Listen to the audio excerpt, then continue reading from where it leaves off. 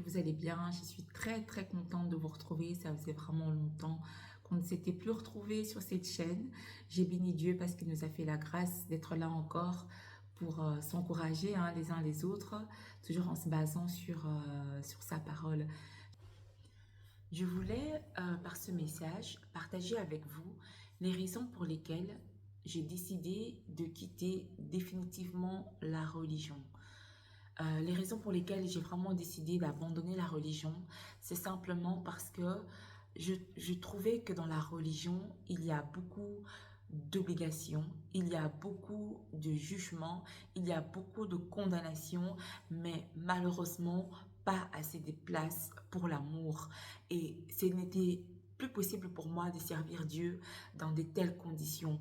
J'ai dit à Dieu que je ne veux plus être une personne religieuse. La religion, on est obligé de faire des choses. Il y a des choses il faut que tu les fasses. Si tu ne les fais pas, tu n'es pas digne de Dieu. Tu dois faire ça, tu dois être comme si, tu dois te comporter comme ça.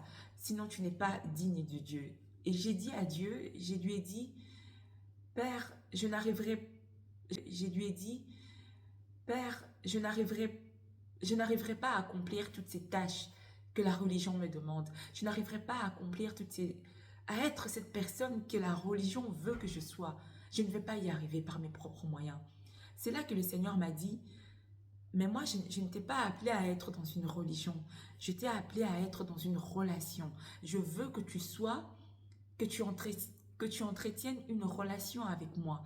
Je ne veux pas que tu sois dans la religion, mais que tu sois dans une relation avec moi.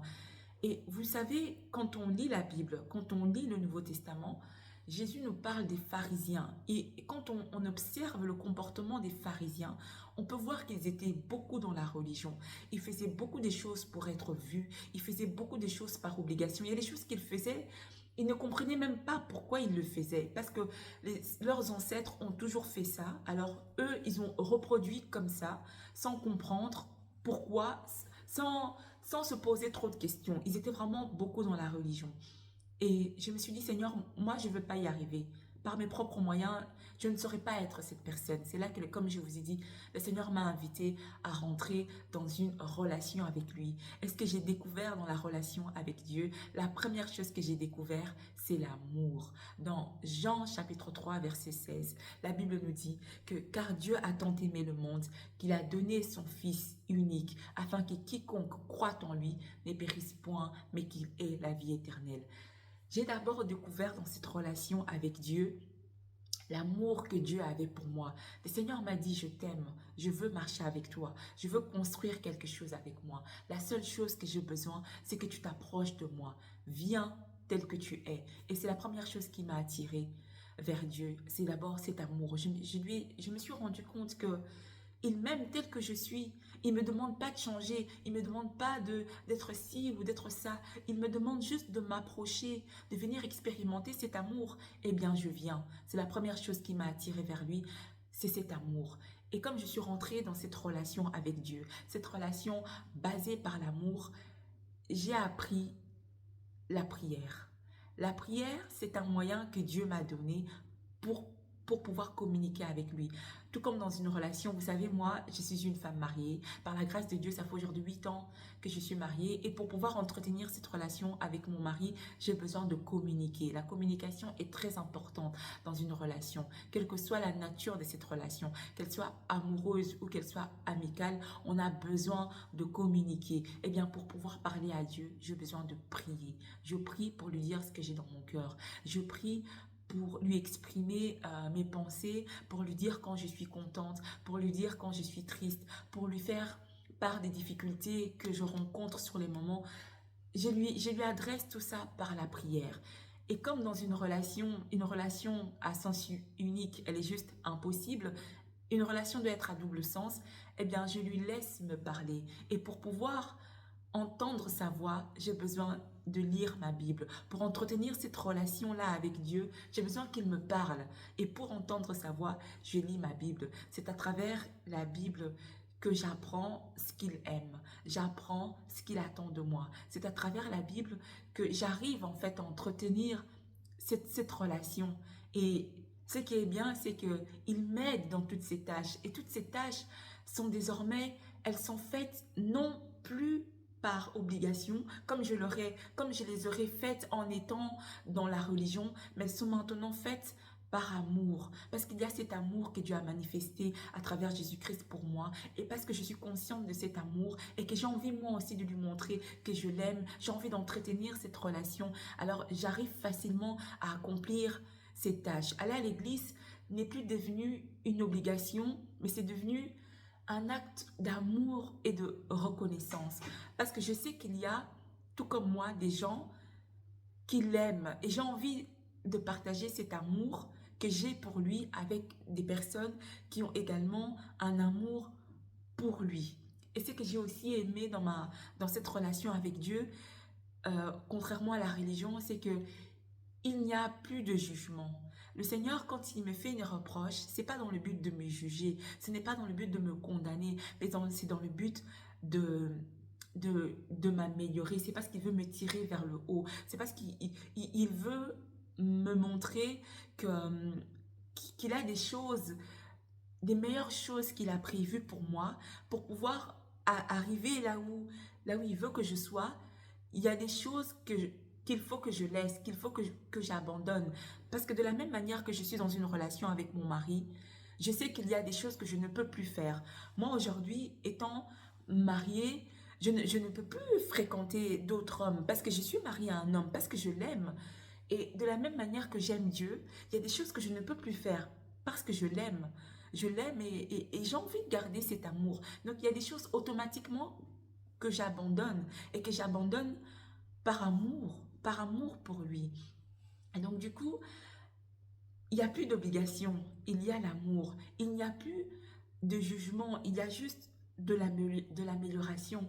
Et surtout, ce que j'ai beaucoup, beaucoup aimé, c'est que il n'y a plus de condamnation. La Bible nous dit dans Romains chapitre 8 qu'il n'y a plus de condamnation pour ceux qui sont en Jésus-Christ. Dans la religion, on nous condamne. Les pharisiens étaient prêts à lapider cette femme qui avait commis l'adultère, parce ils étaient beaucoup dans la religion. Alors ils ont emmené cette femme devant Jésus parce qu'ils pensaient que Jésus était aussi dans la religion. Mais ils ont découvert que Jésus n'était pas venu pour nous condamner. Il était venu pour effacer nos péchés et nous aider à aller de l'avant. Jésus était venu d'abord pour manifester l'amour de Dieu, l'amour que Dieu avait pour nous. Jésus est venu pour que nous puissions recevoir cet amour. Et quand ils ont emmené cette femme devant Jésus, Jésus lui a dit, je ne te condamne pas, va, ne pêche plus. Et ils étaient choqués que Jésus agisse par amour et non pas euh, par la religion en fait. Jésus a juste à ce moment précis là, alors que cette femme avait péché, cette femme avait commis un adultère, mais Jésus n'a pas regardé le péché de cette femme.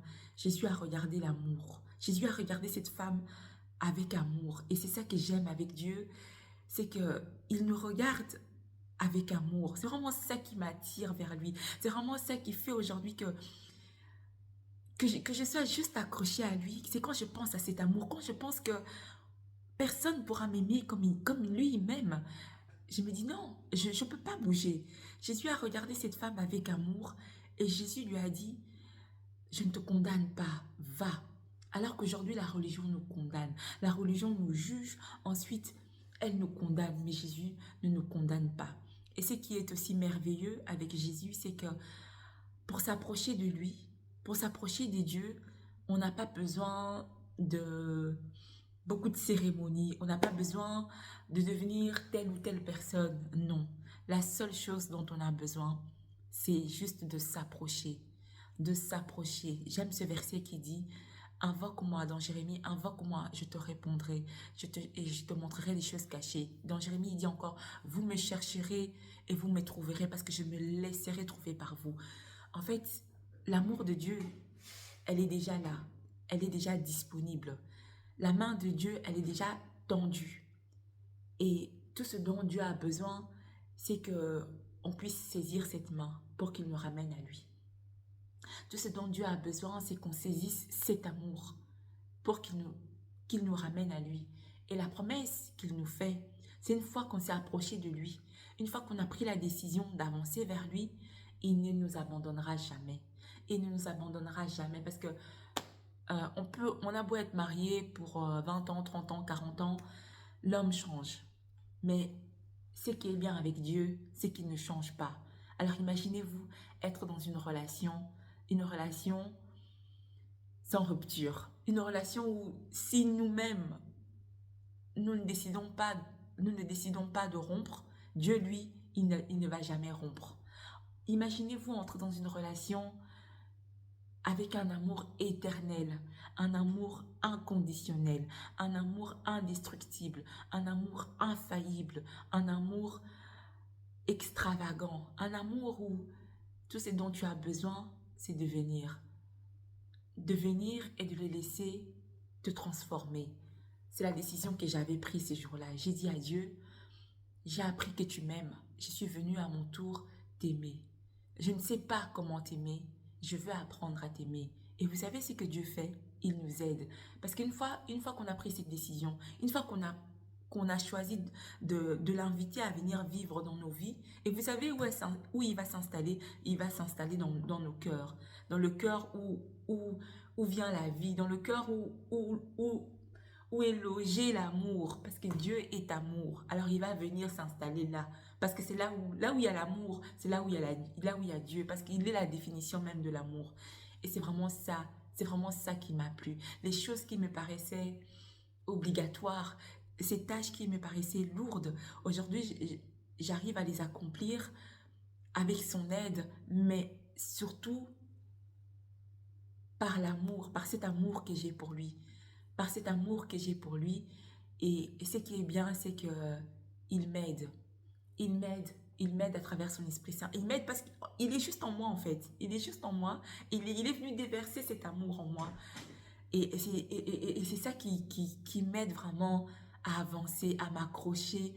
C'est ça qui fait que, à l'heure d'aujourd'hui, je ne peux plus conditionner ma louange. Je ne peux plus conditionner mon adoration. Parce qu'il me suffit seulement de penser à cet amour qu'il a manifesté pour moi, de penser au fait que c'est un amour que je ne trouverai nulle part ailleurs.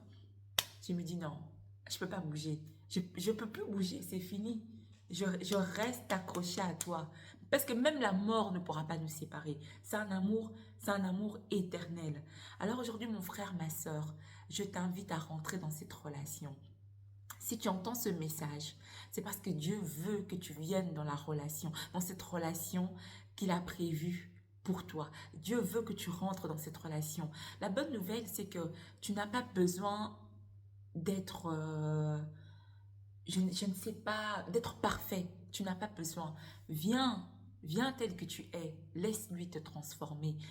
Viens tel que tu es, quels que soient tes défauts, quelles que soient tes qualités, quel que soit ton statut social, quelle que soit ta couleur de peau, quel que soit ton âge, quelles que soient tes difficultés, j'ai juste envie de te dire, viens. Tu es fatigué, viens. Tu es occupé, viens. Tu as trop de problèmes, viens. Tu as des addictions, viens. Viens tel que tu es. Viens avec ce sac à dos que tu portes. Viens avec ce sac à dos qui pèse sur toi. Et viens lui donner ça. Viens lui dire, j'ai longtemps marché seul. J'ai longtemps marché par mes propres moyens. Aujourd'hui, j'ai entendu ta voix. J'ai entendu ton appel. Je viens.